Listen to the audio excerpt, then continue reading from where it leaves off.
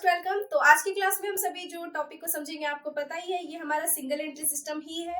तो आज की क्लास में हम सभी सिंगल एंट्री सिस्टम का कुछ क्वेश्चंस को सॉल्व करेंगे ताकि हमारा इस चैप्टर का बेसिक और सारे क्वेश्चंस को कैसे सॉल्व करते हैं ये हमें अच्छे से पता चल जाए। ठीक है, तो देखो जितना भी क्वेश्चंस है इसमें इस चैप्टर में वो क्वेश्चंस बहुत ही इजी हैं। आई होप कि आपसे सारे क्वेश्चन सॉल्व हो गए होंगे। कुछ जो थोड़ा हायर लेवल का क्वेश्चन है जिसमें आप थोड़ा सा फंस सकते हैं, आज हम उसी टाइप के क्वेश्चन को सॉल्व करेंगे। ठीक है, तो चलो सबसे पहले हम अपना एनसीईआरटी बुक का क्वेश्चन नंबर 14 को सॉल्व करते हैं, उसके बाद हम आगे क्वेश्चन नंबर 28 को सॉल्व करेंगे। ओके, तो देखो क्वेश्चन नंबर 14 में क्या है, मैंने आपको जैसे आप बताया था कि इसमें हमारा क्या है, बस opening capital and closing capital है और बेसिक जो हमें अकाउंट्स का रूल है उस हिसाब से करना है, तो वैसे हमारा प्रॉफिट पता चल जाता है। ठीक है, तो बाकी सारे क्वेश्चंस तो ऐसे ही हमारे सॉल्व होने वाले हैं, बट इस क्वेश्चन में थोड़ा सा चेंजिंग है, मतलब इस क्वेश्चन में थोड़ा सा कुछ एडजस्टमेंट भी गिवन है, तो हम समझ लेते हैं कि एडजस्टमेंट का काम हमें कैसे करना है। ठीक है, सो क्वेश्चन है हमारा, MS Sania sports equipment does not keep proper records. हम सिंगल एंट्री सिस्टम उसी बिजनेस का करते ही है जो प्रॉपर रिकॉर्ड्स नहीं रखते हैं। ठीक है, तो यहाँ पे MS Sania and sports equipment जो है वो भी यहाँ पे प्रॉपर रिपोर्ट्स नहीं रखते हैं। ठीक है, तो यहाँ पे क्या लिखा है, from the following information find out profit और loss and also prepare balance sheet. ठीक है, यहाँ पे प्रॉफिट एंड लॉस निकालना है और बैलेंस शीट भी बनाना है। अब देखो यहाँ पे क्या बनाना है, बैलेंस शीट। तो अब यहाँ पे घबरा मत जाना कि बैलेंस शीट, तो स्टेटमेंट ऑफ अफेयर्स तो हम बनाएंगे ही ओपनिंग कैपिटल को पता करने के लिए, साथ ही साथ जो अपनी स्टेटमेंट ऑफ अफेयर्स हम क्लोजिंग डेट का बनाएंगे उसी को यहाँ पे बैलेंस शीट बोला गया, उसमें हम सारे एडजस्टमेंट को भी दिखाएंगे और उससे हमारा क्लोजिंग कैपिटल फाइंड आउट होगा। ठीक है, उसके बाद हम इसका प्रॉफिट एंड लॉस प्रिपेयर करेंगे। ओके, तो देखो यहाँ पे बाकी सारी चीजें दी गई है और नीचे कुछ इन्फॉर्मेशन लिखा हुआ है, एसेट्स लायबिलिटीज है, देख लो कौन कौन से है।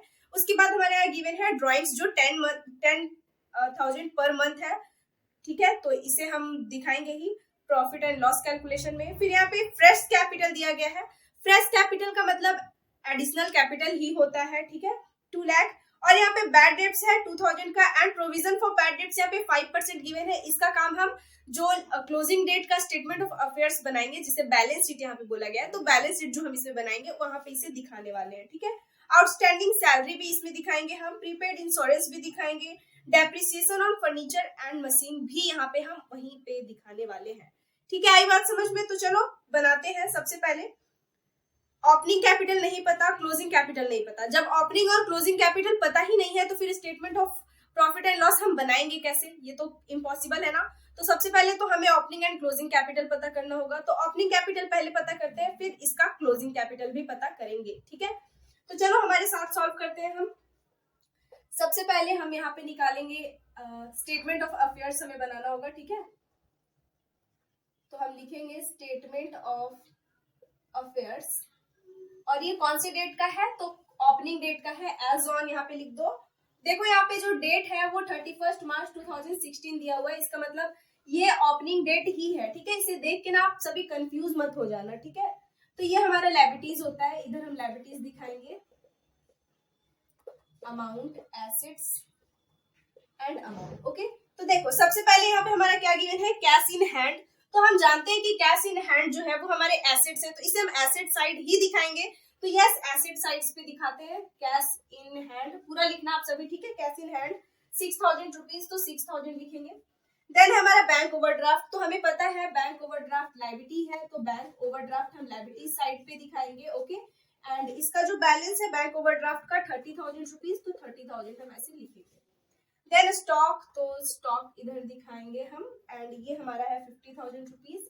ठीक है, तो ऐसे ही सारे एसेट्स और लायबिलिटीज को दिखाने हैं हमें। देन है हमारा सन्ड्री क्रेडिटर्स, पूरा लिखना आप सभी, 26,000 रुपीज। डेटर्स, सन्ड्री डेटर्स है तो डेटर्स मैं लिख रही हूँ। ठीक है, डेटर्स हमारे यहाँ पे गिवन है 60,000 रुपीज, तो 60,000 हम लिखेंगे।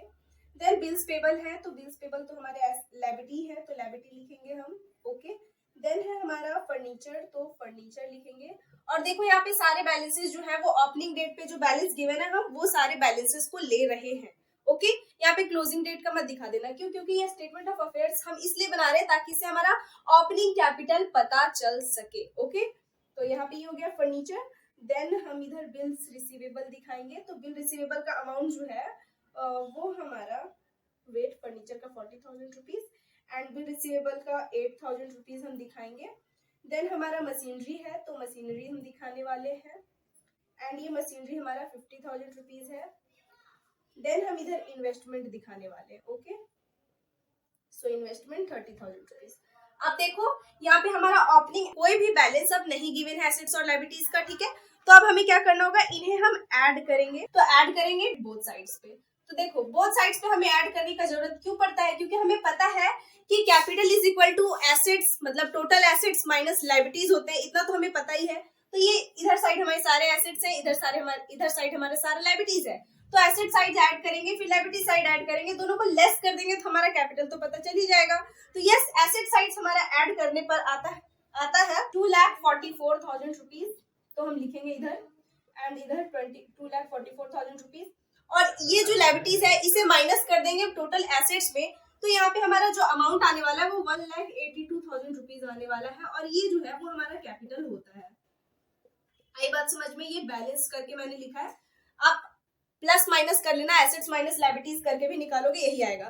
तो यहाँ पे हमारा ओपनिंग कैपिटल क्या आया है, 1,82,000 रुपीज। चलो इसे हम साइड में लिख लेते हैं, उसके बाद हम इसे इरेज करेंगे और फिर हमें यहाँ पे एडजस्टेड बैलेंस शीट भी तो बनाना है ना, तो हम इसी पे बनाएंगे क्योंकि स्पेस तो बहुत है नहीं, ठीक है। तो ओपनिंग कैपिटल नोट करके रख लो। ओपनिंग कैपिटल यहाँ पे हमारा आया है ₹1,82,000 रुपीज। Okay, clear.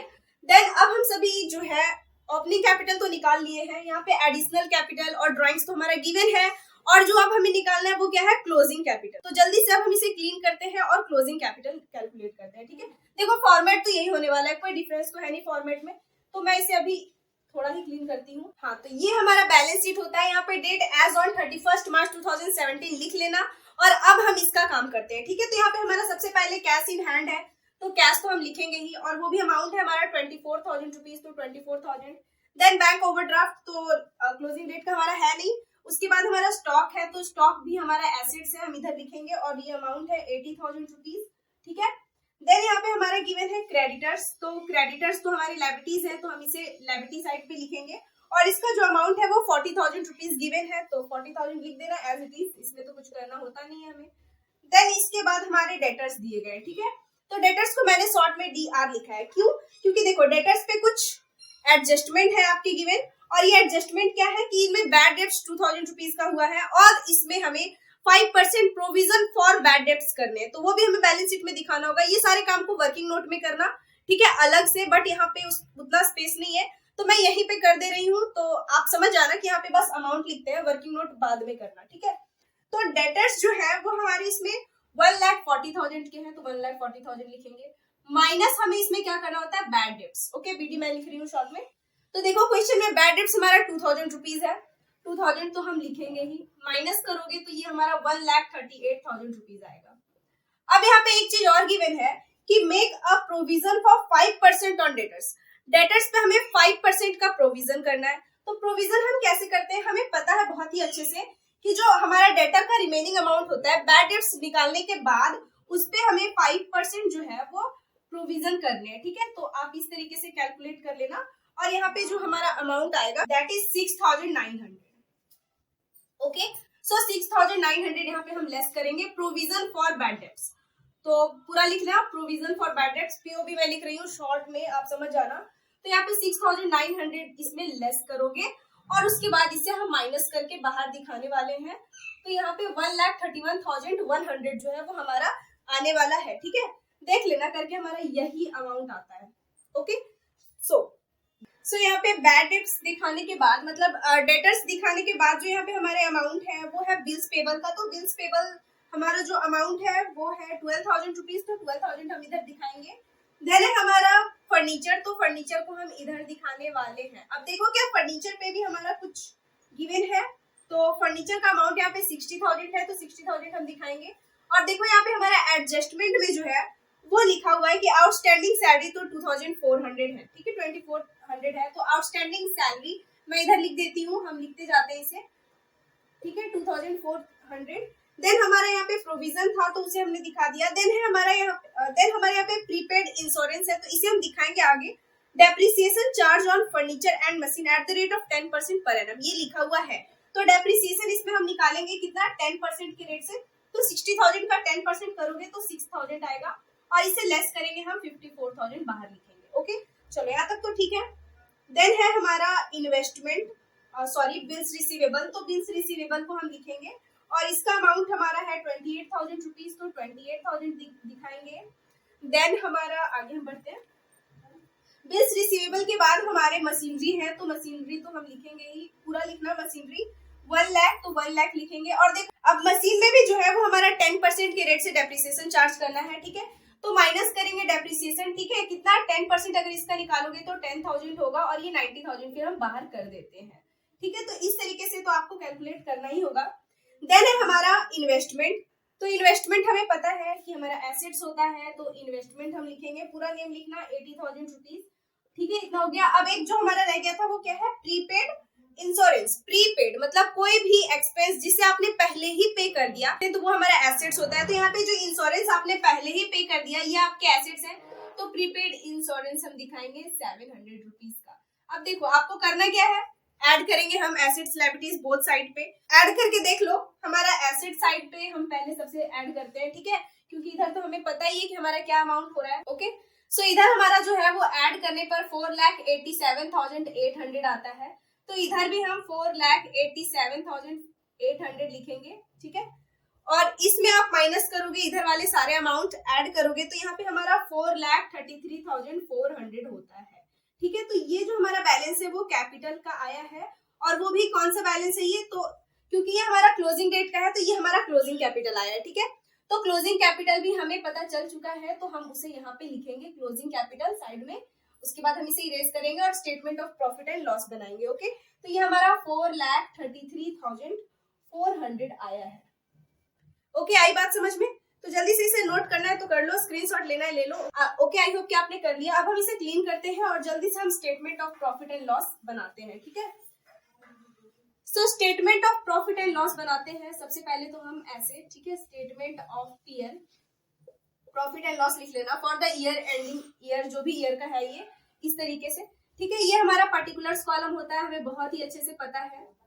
अगर हमारे पास क्लोजिंग और ओपनिंग कैपिटल गिवन होता तो हमें इतना सब करने की जरूरत ही नहीं पड़ती है ना। अगर नहीं गिवन है क्वेश्चन में क्लोजिंग और ओपनिंग कैपिटल, तभी तो हमें स्टेटमेंट ऑफ अफेयर्स वगैरह प्रिपेयर करना पड़ता है, ठीक है। सो यहाँ पे सबसे पहले हमें क्लोजिंग स्टॉक मतलब क्लोजिंग कैपिटल दिखाना होगा, तो क्लोजिंग कैपिटल को हम लिखेंगे, और ये हमारा क्लोजिंग कैपिटल कितना है, 4,33,400। ओके, देन हम इसमें ऐड करते हैं क्या, हमारे ड्रॉइंग्स। तो ड्रॉइंग्स कितने हैं जल्दी से क्वेश्चन में देख के बताओ। तो यस, तो यहाँ पे हमारे ड्रॉइंग्स जो है वो 10,000 पर मंथ है। तो 10,000 पर मंथ इट मींस 12 से मल्टीप्लाई करके लिखेंगे, क्योंकि ये बस एक महीने का है और ये हम बना रहे हैं पूरे एक साल का, तो 12 मंथ्स का लेने होंगे ना हमें। तो यहाँ पे हम लिखेंगे 1,20,000 रुपीज, और जल्दी से इसे ऐड करके हम इधर दिखाने वाले हैं। तो ये हमारा 5,53,400 रुपीज होता है। देन अब हमें इसमें लेस करना होगा क्या, तो सबसे पहले तो हमें एडिशनल कैपिटल को लेस करना होगा। तो देखो क्वेश्चन में जल्दी से एडिशनल कैपिटल, जिसे यहाँ पे फ्रेश कैपिटल लिखा गया है, वो क्या है 2 लाख रुपीज। तो 2 लाख इसमें जल्दी से हमें लेस करना पड़ता है, तो ये हमारा हो जाता है 3,53,000 रुपीज। अब जो ये हमारा आया है ना, ये हमारा एडजस्टेड कैपिटल होता है। क्या होता है, एडजस्टेड कैपिटल। अब इसमें हमें जो है वो लेस करना होता है opening capital. Okay, so opening capital हमने कैलकुलेट करके निकाल लिया है, क्या है हमारा 1,82,000 रुपीज। अब देखो अगर क्वेश्चन में आप बोलोगे कि इफ अगर क्वेश्चन में ड्राइंग्स और एडिशनल कैपिटल नहीं दिया होता तो फिर इसे हमें कैलकुलेट करने के निकालने का जरूरत ही नहीं है। अगर नहीं दिया हुआ है इसका मतलब कि ड्राइंग्स और एडिशनल कैपिटल है ही नहीं क्वेश्चन में। ओके, तो सिंपल है, क्लोजिंग कैपिटल में ओपनिंग कैपिटल लेस कर देते और इससे फिर हमारा जो है वो आंसर आ जाता, ठीक है। तो यहाँ पे हमारा आंसर जो है वो 1,71,400 आया है। ये प्लस में आया है, इसलिए ये जो है वो हमारा प्रॉफिट है, profit during the year. Okay, आई बात समझ में? ये हमारा आंसर है। तो इस तरीके से हमें जो है वो कैलकुलेट करना होता है क्या, सिंगल एंट्री सिस्टम से प्रॉफिट एंड लॉस, ठीक है। आई बात समझ में? आई होप कि आपको ये बहुत ही अच्छे से समझ में आ गया। अब इसमें हमें कुछ और टाइप के क्वेश्चन आते हैं, जैसे कि final account method. Final account method को हम कैसे सॉल्व करते हैं फाइनल अकाउंट मेथड से, ठीक है। तो इसका भी क्वेश्चन हम तुरंत ही नेक्स्ट क्लास में समझेंगे, क्योंकि क्लास बहुत ज्यादा ही लॉन्ग हो जाएगा और बहुत ज्यादा लॉन्ग क्लास अच्छा नहीं लगता मुझे और आप सभी को भी अच्छा नहीं लगता। तो फाइनल अकाउंट मेथड का भी मैं एक वीडियो मतलब एक क्वेश्चन को सॉल्व करके आपको बता दूंगी, जो कि हमारा क्वेश्चन 28 है। सो तब तक के लिए bye bye, have a good day, thank you for watching.